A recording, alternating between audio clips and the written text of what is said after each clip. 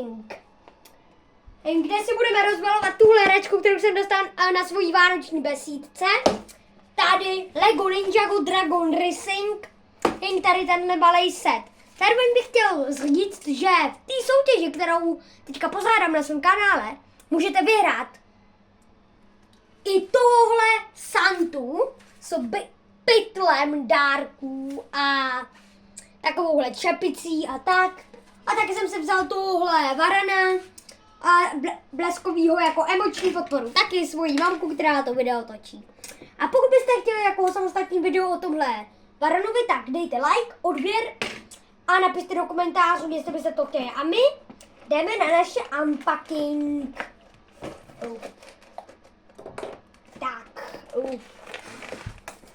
Je to pevný.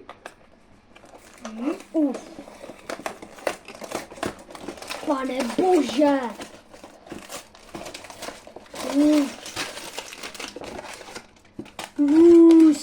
Tak tohle je mega.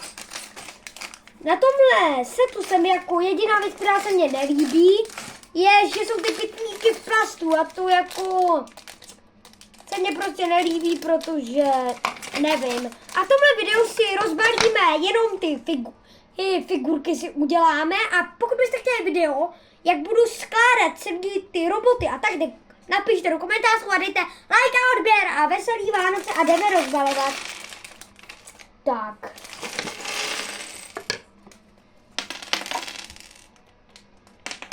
Tak. A co je tady v tomhle? Máme tady naší první figurku, do které jsem se absolutně zamotal, což je Wolf Mask figurka, to mám nejradši prostě. To je moje top. Další pytlíček a takhle doděláme našeho Wolf Mask bojovníka. Jo.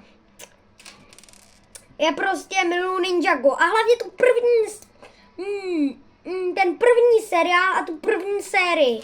Jak jsou tam ti hadí lidi, protože to se mně strašně líbí, prostě. To je top. Taky je top, jak se snadno ztratí tyhle drápky, nebo můžete být taky úplně hejtýrít a zjistit, že to máte v obálu. Ještě. A tady je náš Wolf Mask bojovník s takovejma drápkama.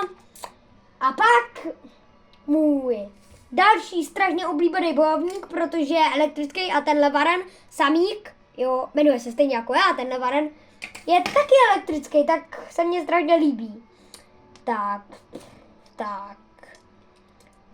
A líbí se mně, že na rozdíl od jiných figurek, který se s tímhle obličejem usmívají, teda neusmívají, tak tenhle se usmívá a na druhým se vrací. A to je prostě dobrý. Strašně, tak si ho jdeme se skládat a jako já jsem se asi už úplně zbláznil. Navíc tohle je toho Jaye a tohle patří tomuhle Wolf Maskovi.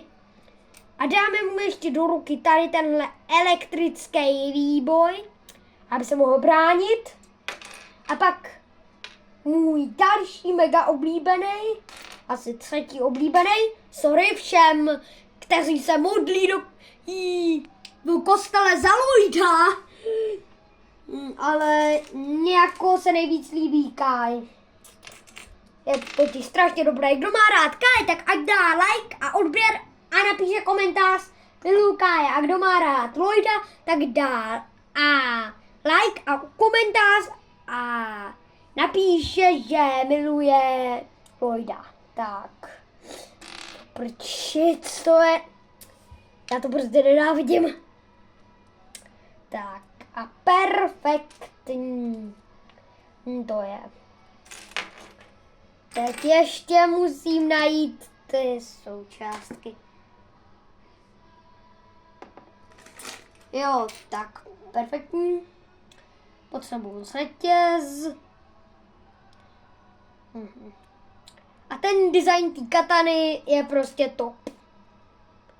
Nebo to je vlastně dýka. Nebo katana, napište do komentářů. Tak.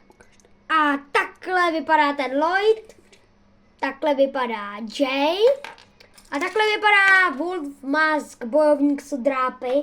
A teď ještě poslední vlčí maska. Což je zase další hledání. No prostě to je děs. Jo. Tak tomu dám asi taky ten šílený obličej. Tak a dám mu kuši. A je z něj, hej Villager. Pane bože, já miluju Minecraft. Teďka nevím, jak jsem se zamudal do Minecraftu, prostě jsem řekl Villager a okamžitě mě to napadlo. Každopádně, kdo má rád Minecraft jako já a kdo hraje Rino Minecraft jako já, tak ať napíše do komentářů a dá odběr. A takhle vypadají všechny naše figurky. Wolf Mask a naši hrdinové. Tak a pokud se vám video líbilo, tak zanechte like a odběr a čus!